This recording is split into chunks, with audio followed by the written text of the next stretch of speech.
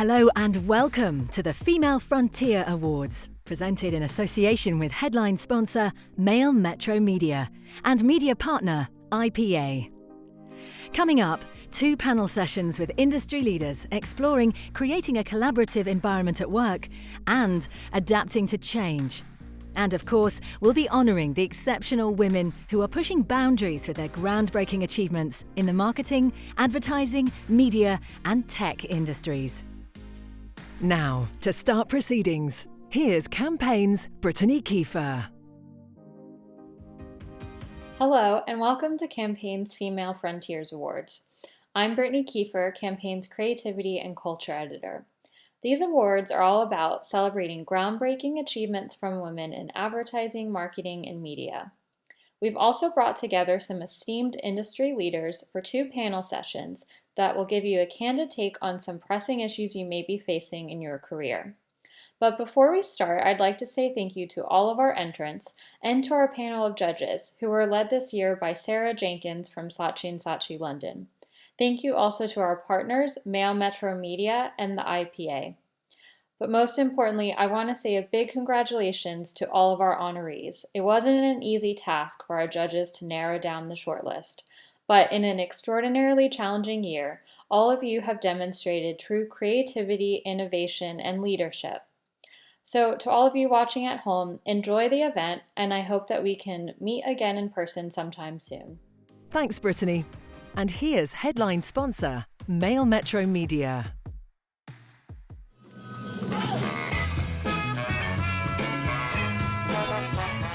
Good afternoon, my dear industry friends.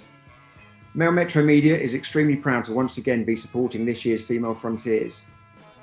Having sat on the judging panel, I can honestly say that all the submissions were overwhelmingly impressive, and it wasn't an easy task narrowing down the honorees list. The quality of entries this year really stepped up from an equally impressive 2019. Well done. Huge congratulations to all the amazing women we are championing today. Your inspirational leadership, ideas and passion to drive change within our industry is truly something worth celebrating. Also, thanks to Campaign for this brilliant event, and here's to our Female Frontiers.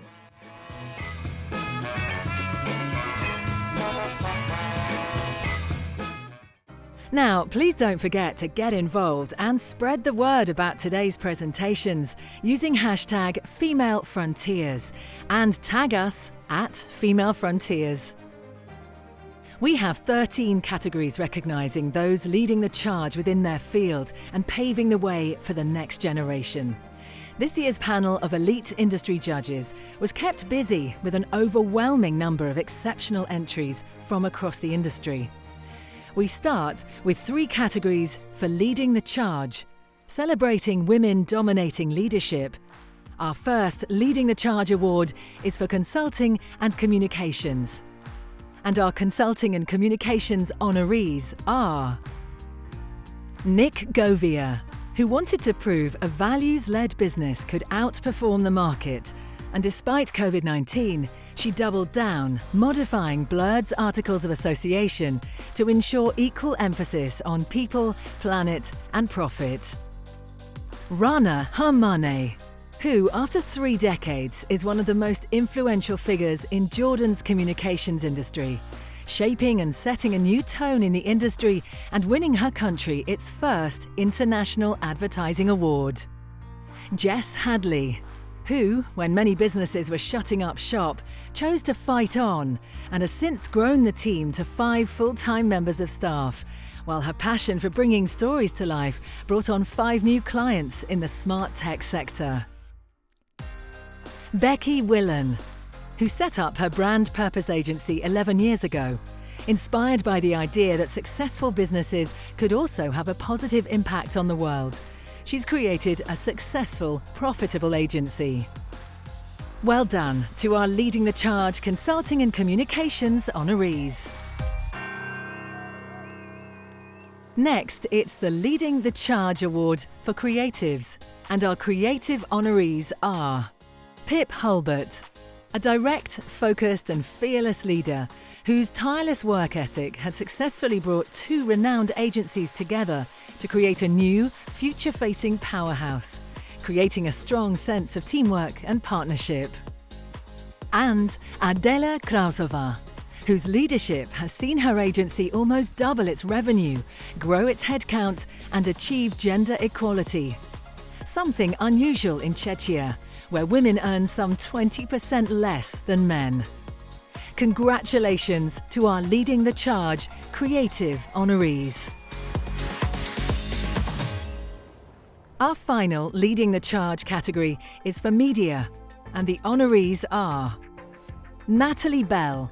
In an anything but ordinary year, Natalie raised the bar for Manning Gottlieb OMD, adding £25 million of new business, retained all its clients and grew billings by 14%, all maintaining her exhaustive commitment to supporting and nurturing her team. Ali Reid. Since joining Essence in 2018, Ali Reid has been instrumental in bringing world-class brands to the business, reimagining client connections through innovative technology, driving new and exciting initiatives to ensure essential well-being. And Lisa Smosarski, who's overseen a decade of change since her 2009 launch of Stylist magazine to treat women intelligently. Now a multi-platform brand, it markets thousands of global names to a monthly audience of over 4 million. Congratulations to all three Leading the Charge media honorees.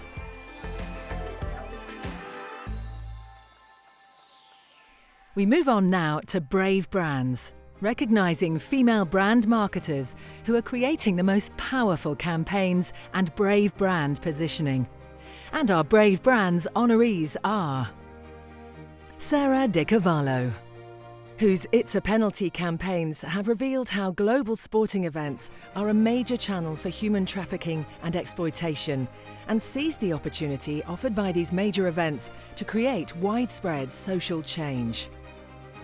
And Tanya Grubner, who continues to push back boundaries with her brand's acts of bravery, dismantling harmful taboos and encouraging the entire Essity Femcare team to push harder and demand more honesty, more conversation and more change. Congratulations to our Brave Brands honorees. Now, just before our next category, there's just time to introduce you to the charity partner we're supporting through these awards, Skylarks, and some of the amazing work they do for some remarkable young people. I would describe it as a hub of information and a support network and a very nourishing and nurturing place to visit. My son Jamie skips in and just loves it. We're seeing them grow and we're seeing their potential, and a charity like this allows us to do that, whether it's play or therapies or just chatting to another parent over a cup of tea and just bonding together as we travel through this journey. We're based in Richmond-upon-Thames, but anyone from anywhere is welcome. We also look after their parents, their carers and their siblings. It's kind of cool, I think. I love karate. Play football. It's very fun. Why like coming here? For me and my brother to play here a lot. That's nice. So thank you very much, and I will see you soon.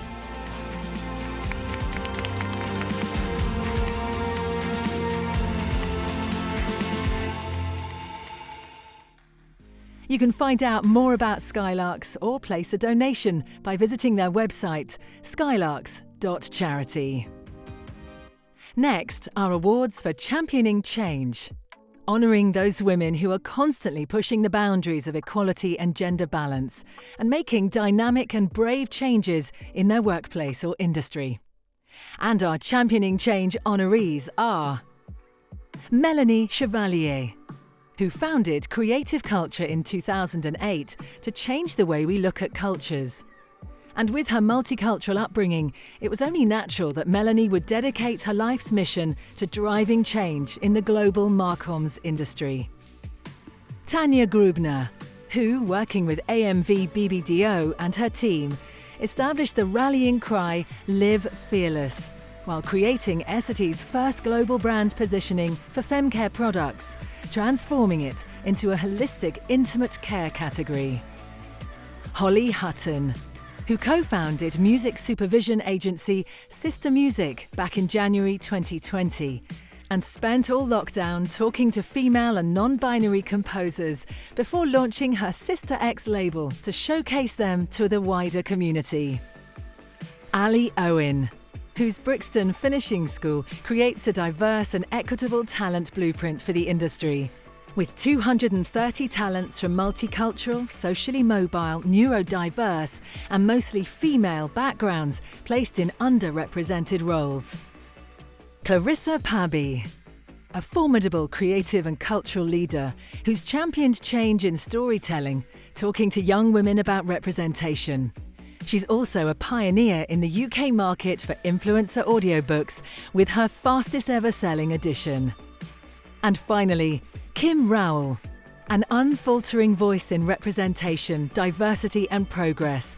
She's worked tirelessly in these areas for decades, and she's a founding member of KindFest 2020, the world's first virtual kindness festival. Congratulations to our Championing Change honorees. Our next award is for Conquering Creativity, for women who are leading the charge in creative excellence. And our Conquering Creativity honorees are Tanya Grubner, who's been responsible for the creation of multi-award-winning, culture-shaping, business-defining campaigns. With recent boundary-smashing work, no one supports the creation of culture-shifting work more. Ellie Johnson, a pioneer for creativity, the first female editor to win a Gold British Arrow and the first to win a Gold Creative Circle Award, putting her at the forefront of leading the way for gender equality in the workplace. Steph Vanierkirk, South Africa's #1 creative director and top copywriter in 2019. Steph is determined to maintain her pursuit of boundary-breaking creative thinking and growing her respect for people who are passionate problem solvers. Lizzie Pollett, who leads marketing, PR and brand work for the world's biggest podcast company, and who, in lockdown, deftly pivoted Acast's marketing strategy to launch Staycast, a campaign across a 300 million strong network of podcast listens. Imogen Taziman, who created one of the most awarded and talked about campaigns for the Army, then a Smith's ad that became the #1 watched Christmas ad on YouTube with almost 20 million views. And Eleanor Vasiliou, who's won 9 awards for Iris, including a D&AD pencil. But her big hitter was Starbucks' What's Your Name, which won Channel 4's Diversity in Advertising Award, a real passion project for Eleanor, a regular contributor on diversity. Congratulations to our Conquering Creativity honorees.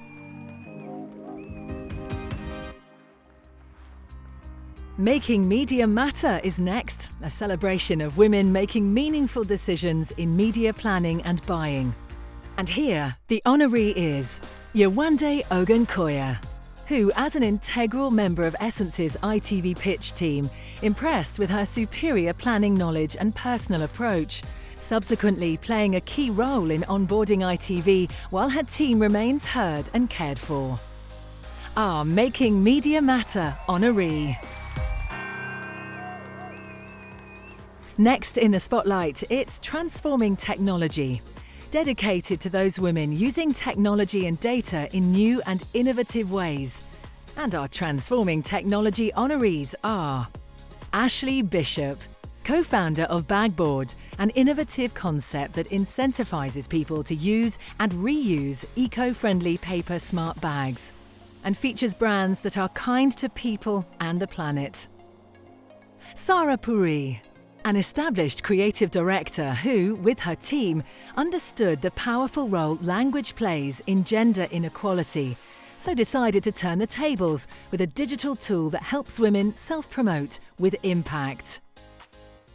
Philippa Thomas, who co-founded The Way Back, a 360-degree film series created to help people living with dementia, immersing the viewer in joyful memories from history to help them recall their own.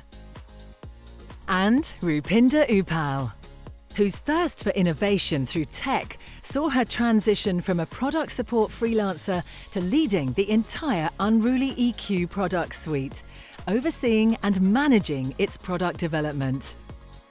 Congratulations to all of our Transforming Technology honorees. Before we continue, it's time for our first panel session about adapting to change. Hello, my name's Mace McCabe and I'm UK editor at Campaign magazine. We're here with a distinguished panel to discuss how you can adapt to change. Danny, would you like to introduce yourself? Yeah, sure. Hi, I'm Danny Bassel. I'm the Chief Exec of Digitas in the UK. I have been CEO, I think, for about 3 years. I've been in advertising in some form or other for 22, not to give away my age too much. I have a 1-year-old, a wonderful husband, and 3 dogs who I really hope don't bark during the session. So if they do, I apologise. Yeah, that's me. Not at all. We get extra points if we have dogs and children in the session. You might get both today. That'd be lovely. Jo? Hello, I'm Jo Elvin. I'm the editor at You Magazine, the magazine that comes with the Mail on Sunday. I too have been there about 3 years this month. I was the launch editor of Glamour for many years before that. Yeah, and I think, you know, for somebody who doesn't really like change, I realised when I was looking through the questions today, kind of picked the wrong career being a print journalist, because there's been nothing but for the last 3 decades.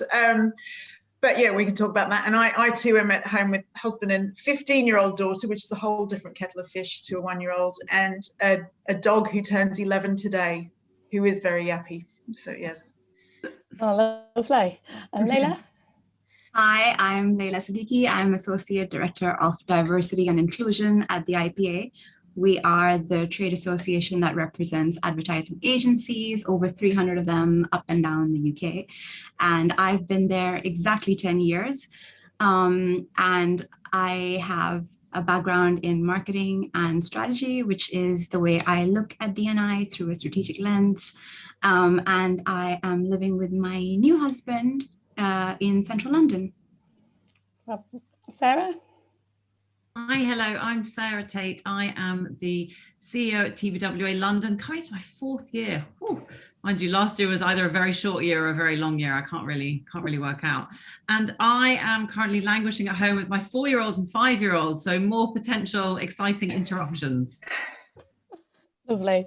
Unfortunately, my kids are at nursery, so you won't get to see them. But ask me later, I'll show you some pictures. But we've all been through lots of change in the last 12 months. And I just wondered if we could start with, is there anything that you've learned about how you kind of have adapted that you think you'll take through into whatever the new normal is? Yes, should I start? Yeah, go for it. As well. I have learnt to roll with this a bit more, I think. Sarah just mentioned earlier before we started recording that she's a bit of a control freak, and so am I. And I think more than anything, having a baby a year ago, then going through a global pandemic has taught me that you cannot control really anything anymore, and adapting to change is just the way it has to be to survive. And I think I'm doing all right, actually. Sure. Yeah, some days better than others. I've had the same thing. I mean, I'm a strategist by trade, a planner by trade, so I love a plan. And then as a CEO, clearly, you know, I'm setting a direction for the agency is what it's about. But same, I've had to learn to kind of roll with it a little bit more, but also realize that saying you know where things are going and this is a clear plan, it also, people start to distrust you after a while. You know, you can't, we've all had it with the government, right? It's going over here. No, it's going to be like this. And actually, it's much better to say to myself, it's okay, you know, let's take things as they come, but also to sort of say to my team around me, we know this is what we know. and this is what we don't know, and that's okay. So I think we've all had to sort of bring our time horizons much, much shorter. And that has meant quite a mental readjustment for me, sort of working out how to get up and move forwards when you don't, to start moving when you don't know exactly where you're going to end up has been quite a change. I hope I'll retain that ability as things hopefully get more certain. Well, I mean, I look back over the last year at some of the stuff we've been producing, and I sometimes I can't quite believe we did some of the things we did, particularly in the first half of the year when it was, a really full lockdown and there was no wriggle room on people who could class themselves as essential workers and things like, so we're doing a lot more things under strict guidelines now, like photo shoots for the magazine. But back then I would lie awake at night thinking, well, what the hell am I going to put in this thing? It's the deadlines are relentless. The weeks pile on top of each other, and there were no photo shoots. There were no television shows and films to promote. There was no content, and we had to be incredibly creative as a team and think laterally. And I'm really, really proud of us for still somehow managing to produce a magazine and a website every week for as many weeks as we did, and have some really quite good sales figures as well, actually. So I think that if anything like this happens again, I'll know I can do it. Yeah, that's very positive. Has it changed how any of you feel about, say, remote working? Were you kind of proponents of that, and flexible working presumably to a certain extent previously? I was such a refusenik. I was looking back through. I'm stealing that. I was looking back through some of my Instagram posts from a year ago the other day, and one of my first ones, I remember I was absolutely furious at being forced to work from home. I was like, I can't do this. I need a team. I need to interact with people. This is just not going to work. And that's when I thought it was going to be about 5 days. And I was just like, so I thought, we better get on board with this. And slowly, it didn't take long to kind of think, okay, we can do this. And I think that I don't think I've been an unfair boss in that sense before, but I will be honest and say, when people have said, oh, can I please work from home this day or that day? It's not that I don't think they're going to do the work. It's not that at all. I always sort of worry about how it impacts on everybody else in that office. And I have noticed that when we were all working from home, things ran really smoothly. When we're all in the office, things run reasonably smoothly. When we had a situation for various personal reasons over summer where some were working in the office and some were working at home, that was incredibly stressful for me as a manager, to sort of like make sure everybody felt included, make sure everybody was communicating, make sure if you were in the office, you weren't answering the phones for the people who were at home. And so I think that that's why it's that dynamic is why I was always a bit down on it. But to be, the short answer to the question is yes, I have had to rethink that and probably will do in the future. So, yeah. I've had to kind of change. I guess I've had to realize that flexible working is a bit more complex than I maybe bang the drum about previously. I mean, I work 4 days a week, which is quite unusual for a CEO, and I always have in this role. And I'm a member of WACL, and I'm a huge proponent of flexible working. It's proven to keep women in the workplace longer. It's proven to reduce the gender pay gap. And obviously flexibility is about, length of time as well as where you work from, as well as the kind of time shifted hours that you work. But putting it all into practice is much harder. And I think when we go back, when we are able to go back to the office, trying to understand exactly how that's going to work in reality. So, for example, one thing that we've definitely seen is, whilst in theory it's great to be working at home, in practice, the sort of the bonds that hold relationships together get kind of looser, because it can become quite transactional. You send an email, you pick up the phone for a specific thing, you only really deal with your immediate team members. And actually, more and more we've had people saying, can everyone just remember just to say hello and ask how I am? And all of the kind of soft bits around the edge that people really want and need, particularly at the minute. So if you only speak to someone twice a week and you don't say hi to them, in the kitchen when you're getting coffee, just to send an email saying, can I please get da da da? And so it's sort of brought back into focus the fact that the soft stuff is the stuff that relationships are built on. How that then translates into a workforce where some people may be physically present all the time, some people may be working from home all of the time, or hybrid in between, I don't know the answers for, but it certainly made me realize it's really complex to get it to work for everyone, not just to do the work. Everyone will do the work, but to also make people feel cared for and known and seen, and and all of those things. I think that's such a good point, Sarah, because with regards to things like promotions, women in leadership positions, having more ethnic diversity in leadership positions, basically having any minority group get ahead, all of that stuff is really, really important, as is mentoring, as is coaching, as is constantly learning on the job. And I think that is a big hurdle with remote working. You are doing your job and you're probably doing more of it because it's nonstop, like you said. But where is the time to actually be either learning by seeing or observing, or going into a meeting and just kind of looking at what your boss is doing, or or even trying to do like courses and things. I think there's no time for people to really kind of sit back and say, okay, this is time for my self-development now. Yes. People are actively thinking, no, we must be seen to be working, so you've got that as a big challenge. And then I think, like you mentioned, the kind of the mixed mode, i.e. having, say, 5 people in a meeting room in the office and then having 4 people on Zoom for the same meeting is quite challenging, actually, because those who aren't in the room are going to be missing out on that post-meeting huddle, which is so important sometimes, because that may be where the decisions are made. You have less schmoozing time, all of those things, which are just part and parcel of working life. Whether they're good or bad is a separate debate altogether.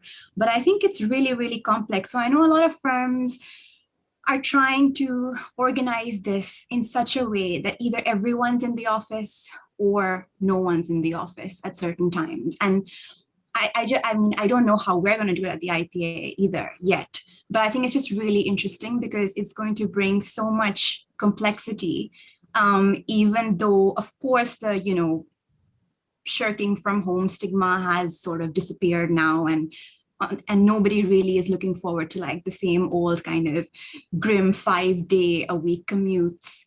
But then there is all of this practical stuff of how we are going to equip ourselves in order to make sure our talent is happy and fulfilled and constantly learning and, improving. Yeah, and how we don't end up with a kind of 2-tier workforce of people who are there all the time. They get to benefit from being seen and benefit from the post-huddle conversations. And then other people, working parents, for example, who might choose for reasons to work more flexibly, who are sort of out of the picture sometimes. It's quite complex in terms of how we hopefully allow flexible working to create more diversity and inclusion and not create less. Yeah, definitely. And we also found we have about a dozen apprentices every year, and we found for that new intake, we realised how difficult it was, because you're right, Layla, they're not learning from anybody by seeing, as in being in the office. And so we really had to adapt how that works for them and how we train them, etc., because we realised that they may be missing out on that, which is such a crucial part of your development, I think, when you first come into any workforce, especially ours, I think. So the more junior people, the ones that I sort of felt the most sorry for, I think all of like us who have been around the block a few times probably, we know we can just call whoever and we're confident enough to be able to do that. But if you're very junior, I think, and you may lack that confidence or you don't know how to, those are the people that we really needed to look after, especially last year, I think. I agree. But hopefully we did a good job.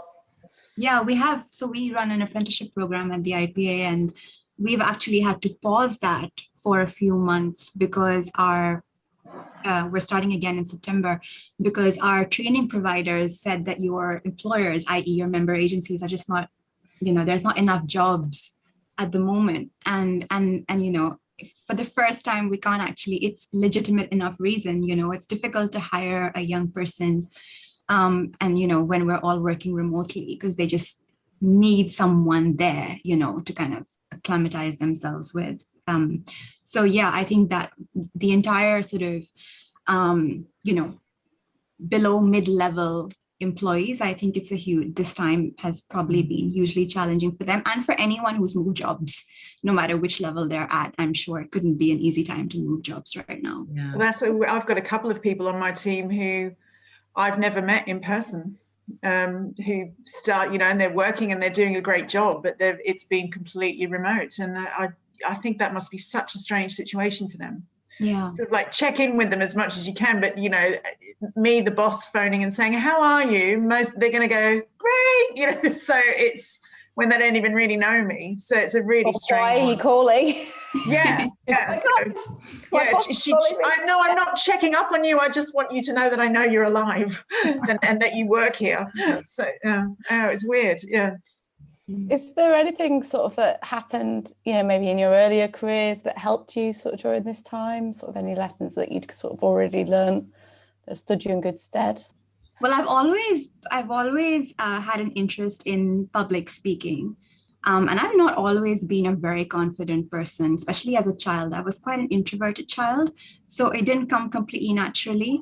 But I think with anything, if you practice it enough, you eventually get there. I'm still learning, but I think that has stood me in really good stead, like having the ability to just be able to speak to an audience and try and capture. I mean, you have to be authentic, you have to know your subject, but then there's this other thing of just being interesting, I suppose, which is everyone is interesting, but getting that to translate on screen, especially over Zoom in such a short period of time, and to stand out, that's pretty tough. So I think that's something that has really helped me. That experience of doing so many talks and all of that has helped me, get more comfortable with the virtual world. Yeah. Joe, was there anything you wanted to build on? Yeah, well, I was saying to you earlier, I got made redundant from a job 4 years ago that was, I'd done for nearly 20 years. And that was so that tells you something about how much I love change. But that was a great job. It was just a really great job for a very long time. And it was the right time to go. And it was, the business changed, and I understood all the rational, logical reasons, and I understood it wasn't personal, but it felt awful. It was scary. Who am I? What is my identity without this role and this, this title and all of those things that you go through that are not just about can I pay the mortgage, but I genuinely think that going through that like huge change all of a sudden at the end of 2017, obviously the coronavirus was a completely different thing. None of us have ever known anything like it in our lifetimes. But it definitely gave me the resilience tools to think, well, you thought that was going to be a big disaster and somehow you carried on. So I think that, and maybe it just comes with age, I'm 51 on the weekend, and there's just, thanks. And then it's going to be great. Maybe the more experiences you have, the more, like I think you were saying earlier, Sarah, is like, not everything, there's no one situation that's all brilliant or all terrible, and you just learn that change is the only constant. Yeah, I when we were chatting earlier, I said I was always very career minded, and I had really clear plans about what I was going to do. And then the one thing that came along that completely sent me sideways, where I had to learn to let go of plans that I had, and accept that things might turn out okay, was when I first got pregnant. And I got pregnant with twins, and I was like, great, I can just have one maternity leave, and I'm going to be one of those women who's like working at their desk while they go into labor, and I won't miss any time. And hilarious. And then I found out halfway through that one of my daughters wasn't going to survive, and it just went into just a nightmare car crash overnight. Cut to in the hospital every 15 minutes, pretty much never at my desk, and just was not able to really engage with work at all. And then after I had the baby, I was all over the shop, and I think I had such carefully laid plans, you know, and I'd been working for years for everything to be laid out, and I just had to let it go. And also it was such a trauma at the time that I thought I'll never come out of it. I'll be running around the streets in my nightdress, you know, kind of screaming, and I'll never come out the other end. But actually I'm fully clothed and normal, and now have 2 lovely kids. And actually it just, again, it's not that I took a bad thing and turned it into something good. It's more just that you can go through something really tough, all of your plans be completely upended, like you, Joe, and actually a couple of years later look back and go, I'm in a really good place now. You know, I left the job I was in at the time, I went into another job, and I guess it just makes me a little bit more able to go, this will pass. And that might be an age thing, because life throws so many things at you, but I'm sure, you know, even very young people will come out of this pandemic with such a depth of resilience that they never knew they had. You know, never for a minute thought that they would be able to get through this year and kind of come out the other side intact. And yet we have, hopefully. Did you want to build on that, Denny? Yeah, I was going to say I didn't have as traumatic a pregnancy as you, Sarah, but I did have lots of issues where I was in hospital a lot. You deal, I think, as a woman or as a human or whatever, you just deal with whatever's coming at you, and that's just how we're built, and we survive those things. Well, I certainly felt like I could survive that, and I did.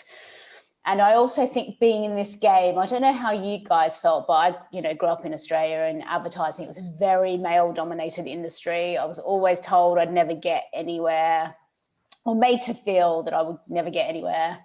And I came here, packed all of my stuff into one suitcase, which is, you know, an experience in itself, and came over here as the, you know, Aussie wanting to travel and work or whatever. And I was always told, mainly by men, that I would never become senior for various reasons. And then I just sort of did it. And every time I got knocked back, I just used that. And I think that is resilience, a bit like what Joe said. You build that resilience, and I took that negativity and I was just like, fuck you, I'm going to do it my way. And, you know, eventually I did. And I encourage other people to do that too, to take that negative feedback if they get it and work out a way to turn that into something positive, because the best revenge is success, I think. Mm-hmm. Wow, well, thanks for sharing such personal stories, guys. I'm sure that'll be, you know, you know, really, you know, sorry to hear your experiences, but it's just really positive to hear how you're able to kind of see them, I guess, a few years on. We're probably coming up against time now, so I was just wondering, do any of you have a sort of top tip, I guess, for our honorees, you know, many of whom are sort of aiming towards the top, but, you know, potentially got a few rungs to go before they get there? Yes. Yeah. Yes, go for it. Find your people, your levelers in the world, whether they're in your business or out of it. I have one person that I just call probably too often, and they level me back. I don't know, she just has this ability, and she's one of my dearest friends, and I love her to bits. But you need those people in your life to balance you back, I think, especially as the pressure mounts when you get more and more senior.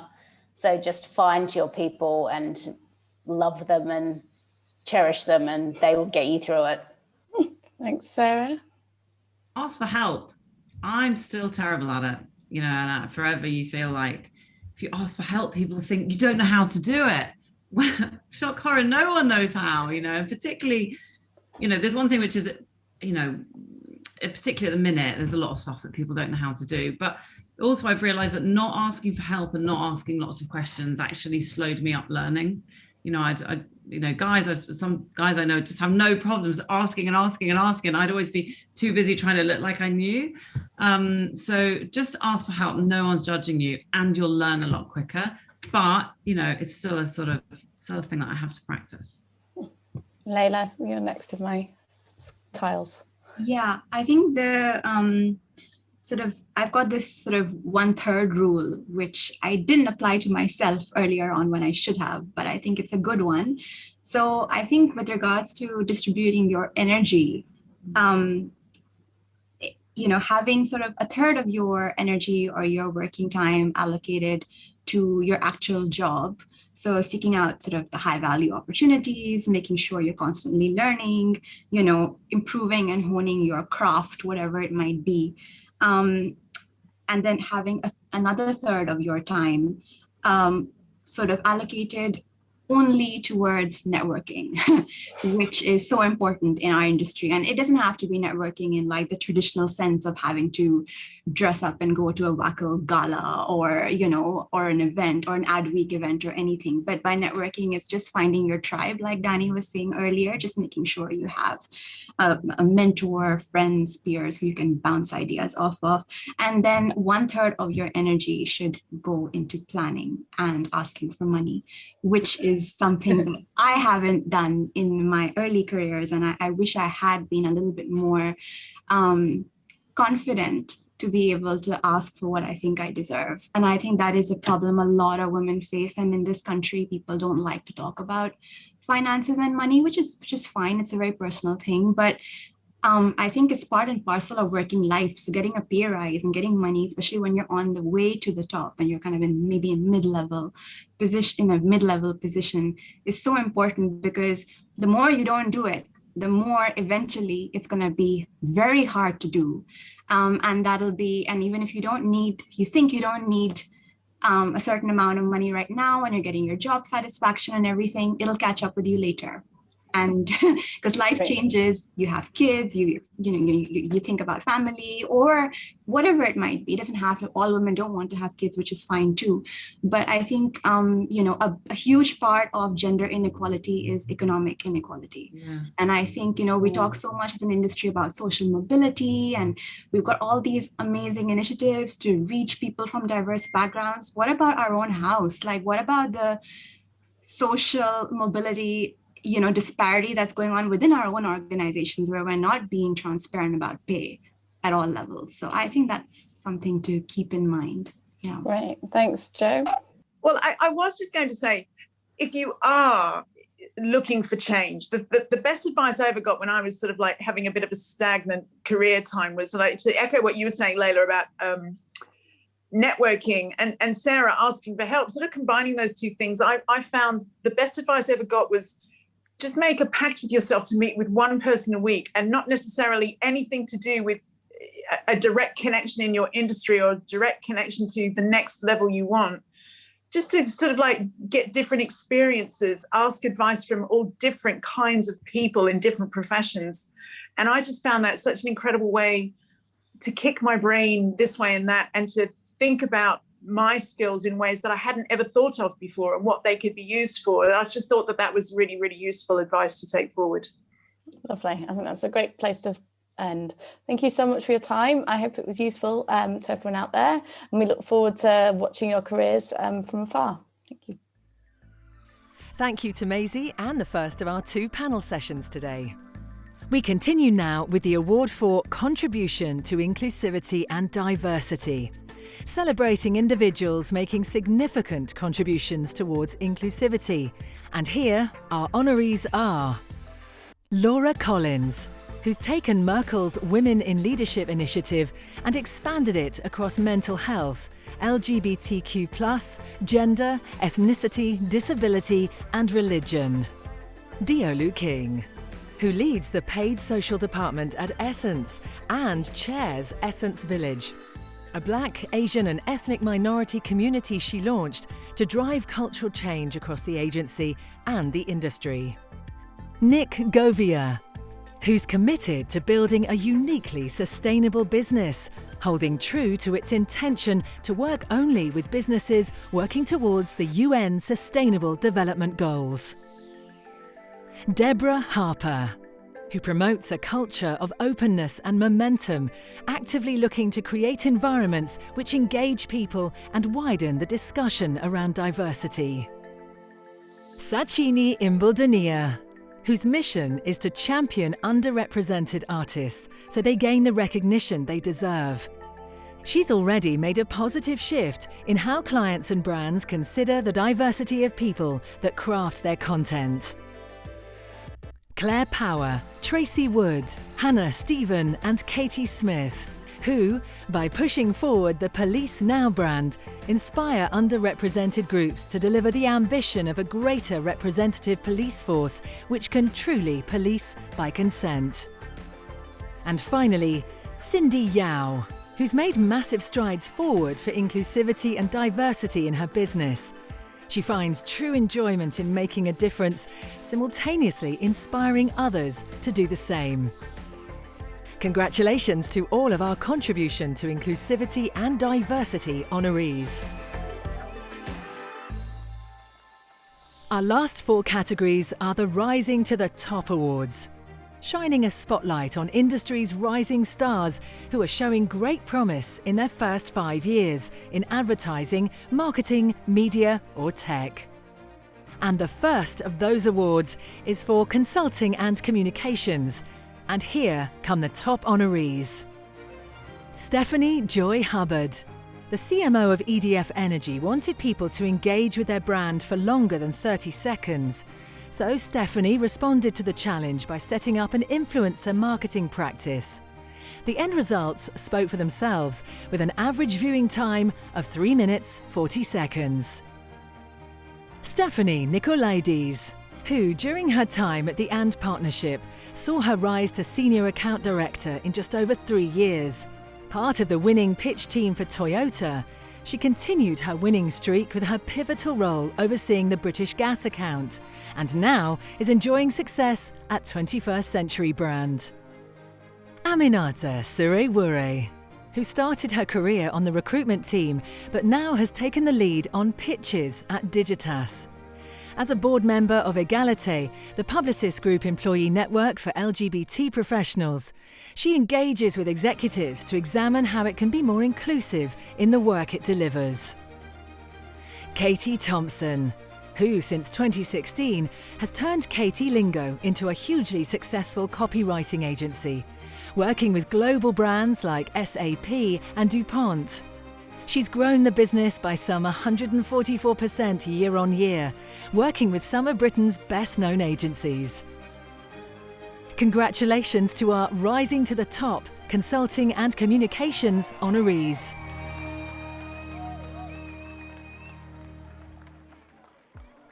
We come now to the Rising to the Top Award for Creatives, where the honorees are Lisa Cousins, who, as Strategy Director at Huge London, has made a significant impact on the agency's business and culture, developing new business models for iconic brands and defining new ways of working.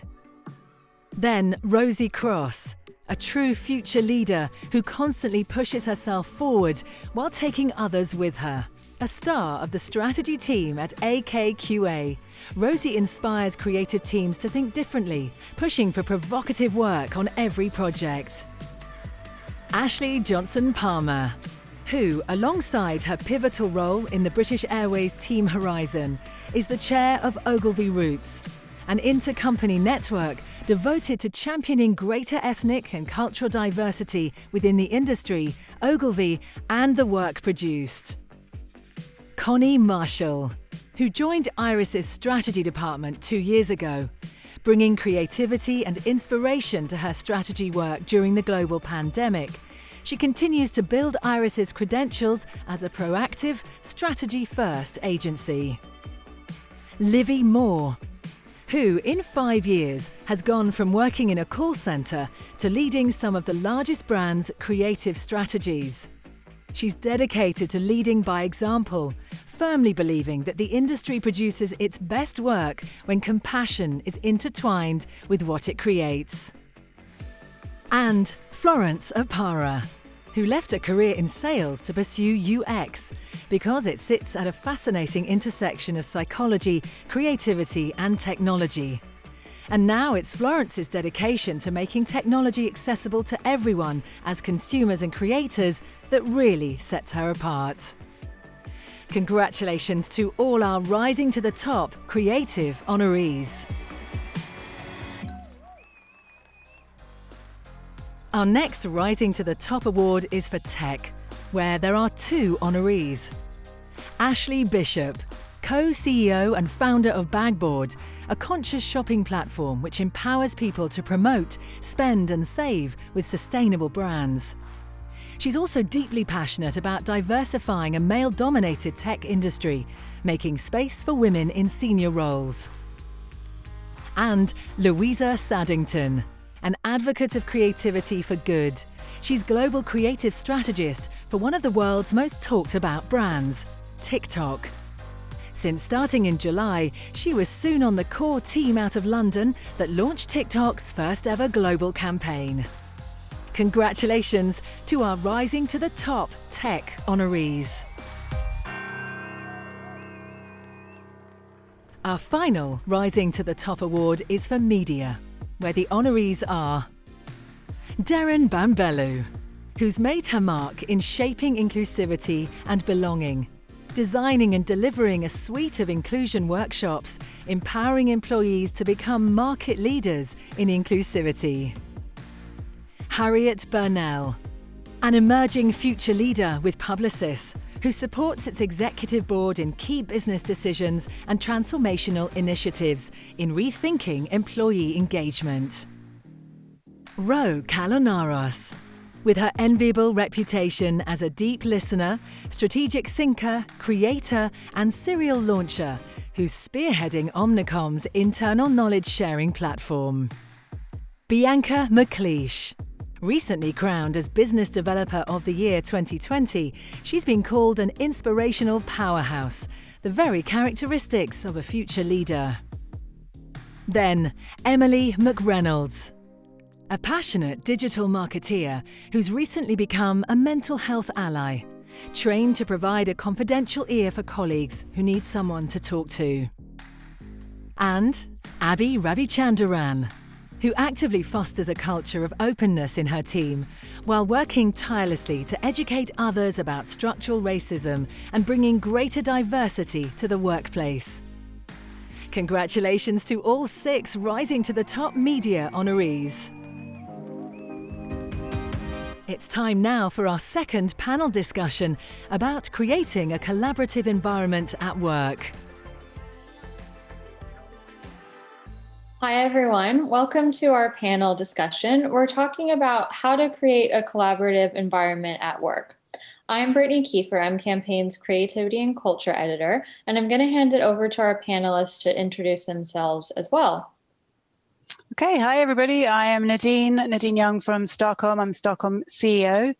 This is a topic very close to my heart, so I'm really excited to be here. I've worked in media agencies for 20 plus years, and I guess my thing is sort of building teams. So excited for the conversation, and thank you for inviting me.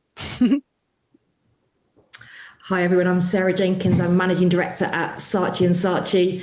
Also been doing this ever such a long time, 20 plus years. And although it's been a tough 12, 18 months because of everything that's happening, I'm actually excited about where the industry is going. I think it's going to come out of this better and sharper and braver and kinder. Hi, I'm Ronnie Robinson. I'm Chief Exec of Quiet Storm and also Director of Create Not Hate, which is a program that's aimed at bringing in people, underrepresented people into our industry. I'm really excited to be talking about this with my fellow panelists. I think for us, collaboration is critical in terms of getting a job well done. We are an industry that really relies heavily on kind of people working well together to get to great results. So for me, collaboration is absolutely kind of at the heart of good work and good business. So yeah, great subject to be covering off. Well, maybe it'd be useful to start with what we all mean by the word collaboration. I think people tend to think of it as like getting together, brainstorming, putting Post-it notes on a wall. Like Nadine, what do you think of when you say collaboration? I think you're exactly right. As soon as someone says, let's collaborate, you imagine everyone's just jumping on endless Zoom calls to just have brainstorm after brainstorm. And that's kind of my idea of health, if I'm honest. Like not a lot of people, not everyone wants to work that way. So to me, collaboration is more about how an organization can be really flexible to allow every individual to perform at their best. So a lot of people are actually would prefer to do their own creative thinking on their own before they get thrown into a group. And a lot of people thrive on being in groups. So it matters less how you do it and more that you make room for everyone to do it in their own way, I think. What about you, Sarah? Well, I think BBH have got it written on a wall in their office, which is none of us is as smart as all of us. And it's just so true. And I think that's what collaboration is. That's the genesis of great collaboration. It's when you allow and enable that collision of intelligence and creativity and skills. And ultimately, when you do that well, you're going to end up with a great product or output.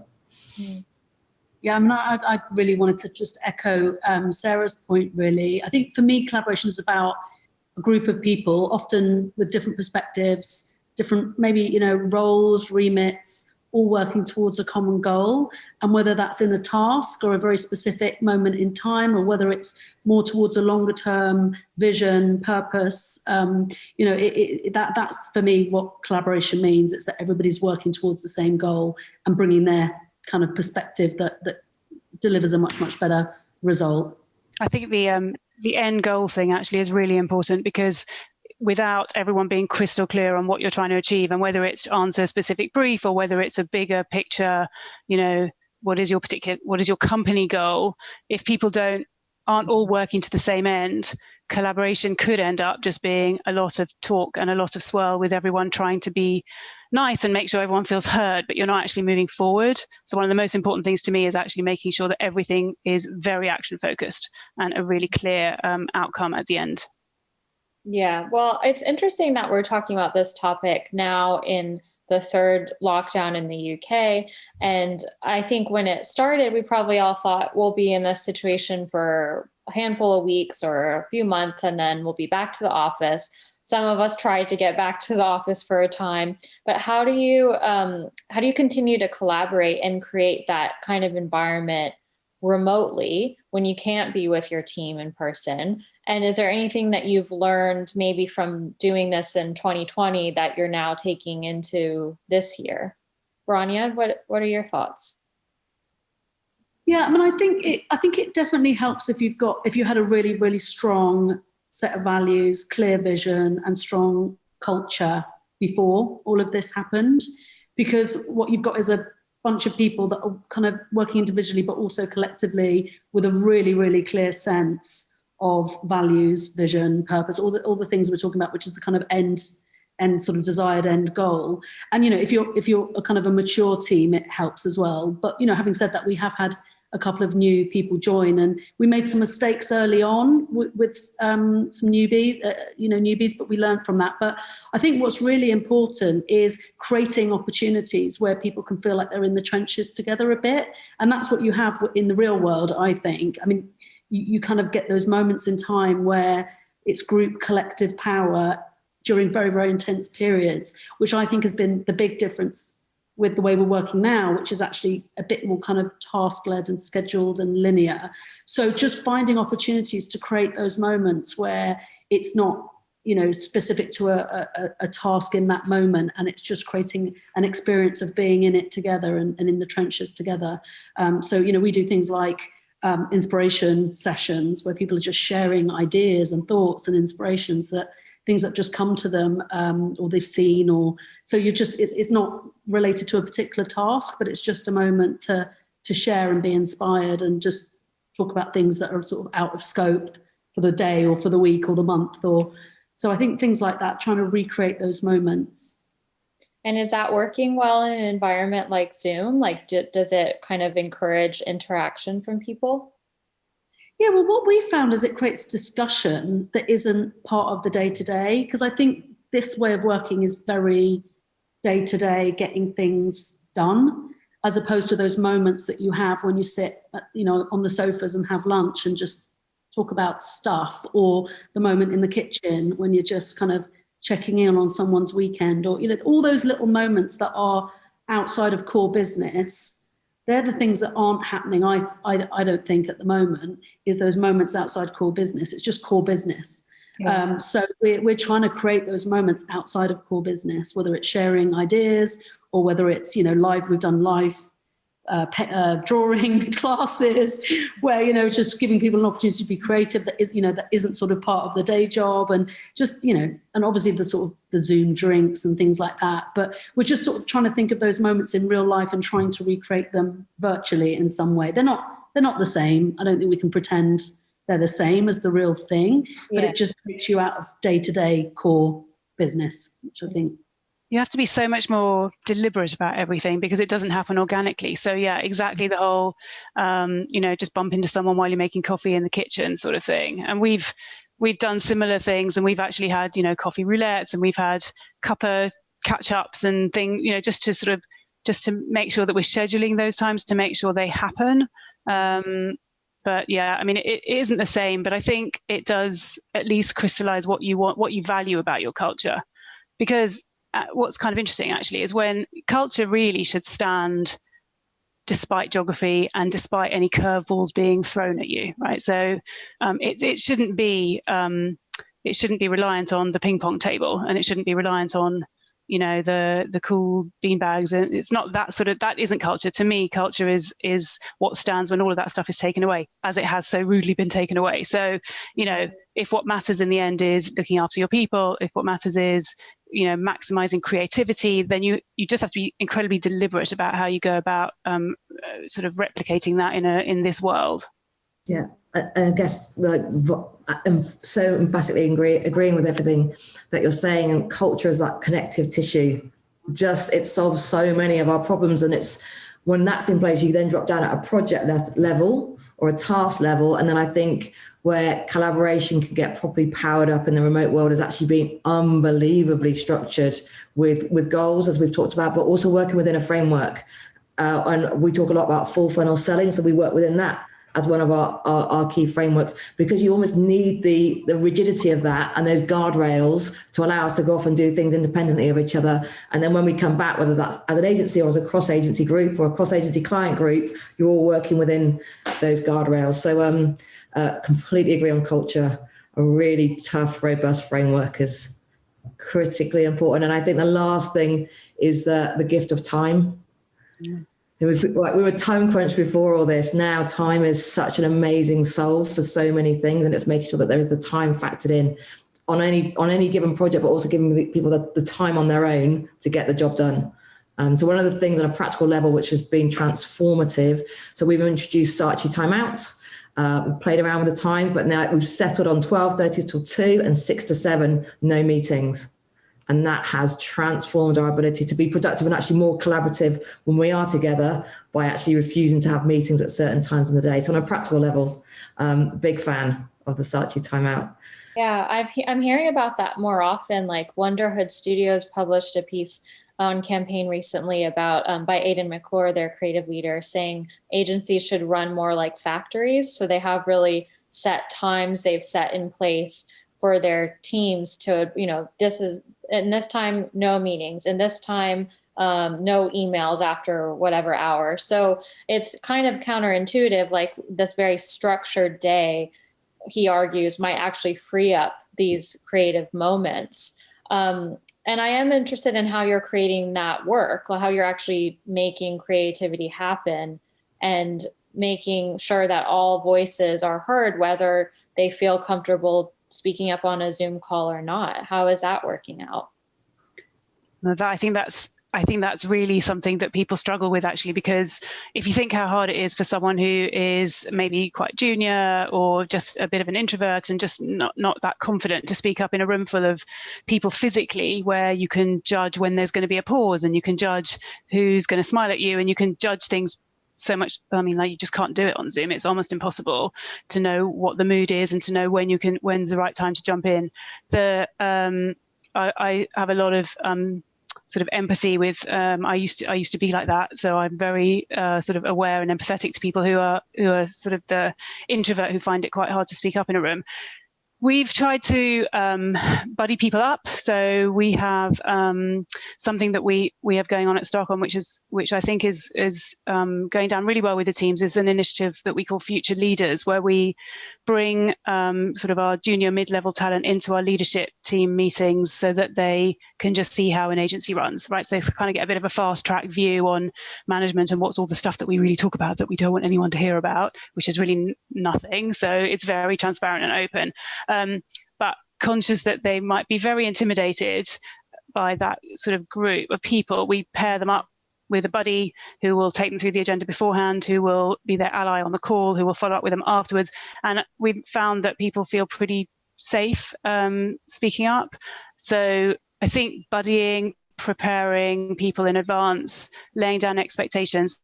And actually one really good tip that I stole off a client is where you just have an understanding that at the end of any proposal or discussion, the most junior person speaks first. So they are prepared and they know it's coming and they have complete freedom to say whatever they want because it's expected. So that also works really well.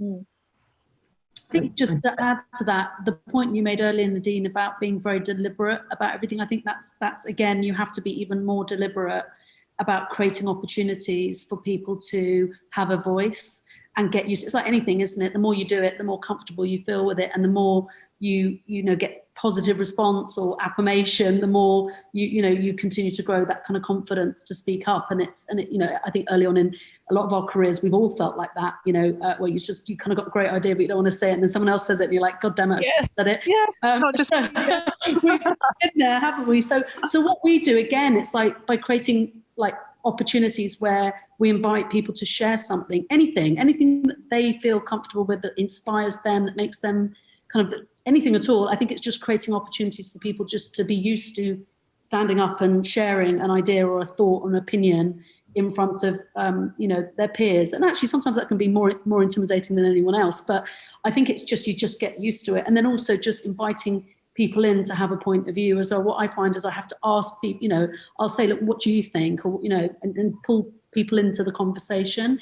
So just again, so they feel like they've got permission to have a point of view, and making that feel very safe as well. And, so not being critical of, or of any opinion is a valid opinion and point of view.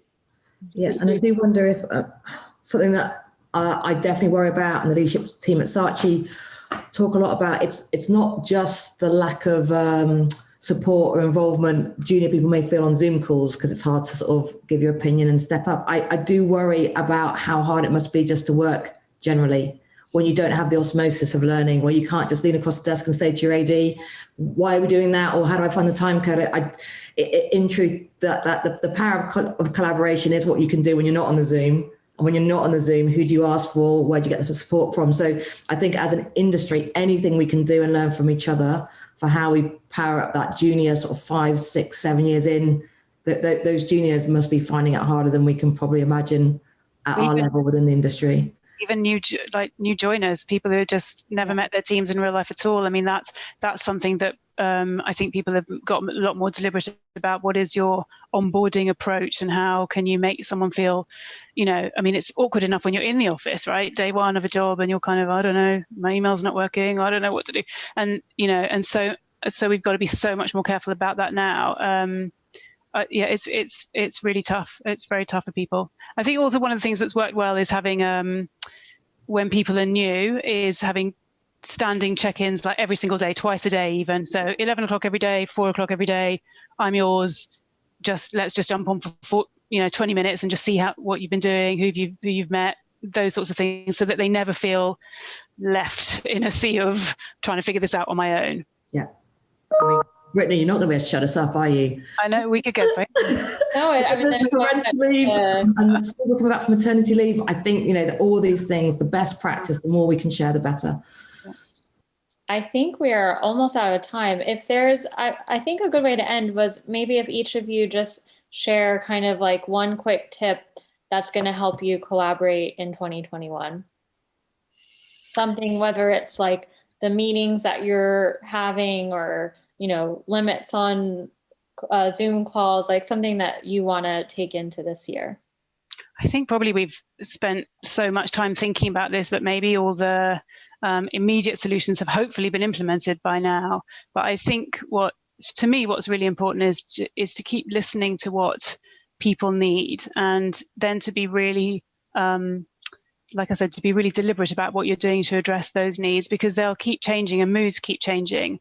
And by the way, it's all going to change if we can sort of go back into the office, because it will be harder with some people in, some people at home. That's a whole new challenge in terms of collaborating, the tech, all of those sorts of things. So it's just about listening and then being really purposeful and action focused. I think for me, if you're working to common goals and you are benchmarked and measured against all the same, results or the same focus or values, I think that really helps. If you're all working to a common goal, then everybody's kind of motivated and incentivized to work towards the same things. I think it's where you see fractions is when people have got different objectives or different agendas, but everybody's working towards the same agenda. It just naturally happens that you're all working with the same purpose in mind. Yeah, absolutely. For me, it's honesty and shared ambition. If you've got those in buckets, you're probably going to be all right. Well, excellent. Well, I wish I could speak to you guys much longer. It's been really helpful for me too in my work life, but thank you so much for sharing your wisdom with us. And thank you to everyone watching at home. I hope you've found this useful and interesting, and enjoy the rest of the event. Thanks to Brittany and our second team of panellists. Well, that's it. Congratulations to all this year's honorees. And of course, huge thanks to our headline sponsor, Mail Metro Media, and our media partner, IPA. You can read more about all of this year's honorees at femalefrontiers.co.uk. And finally, we look forward to seeing you next year for the Female Frontiers Awards 2022.